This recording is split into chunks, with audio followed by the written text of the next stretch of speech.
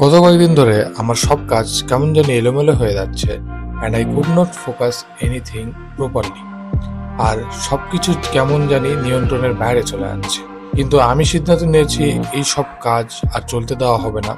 তাই আমি সবকিছু লিস্ট আপ করা শুরু করছি। আমার সব টাস্ক লিস্ট আপ করা শুরু করছি।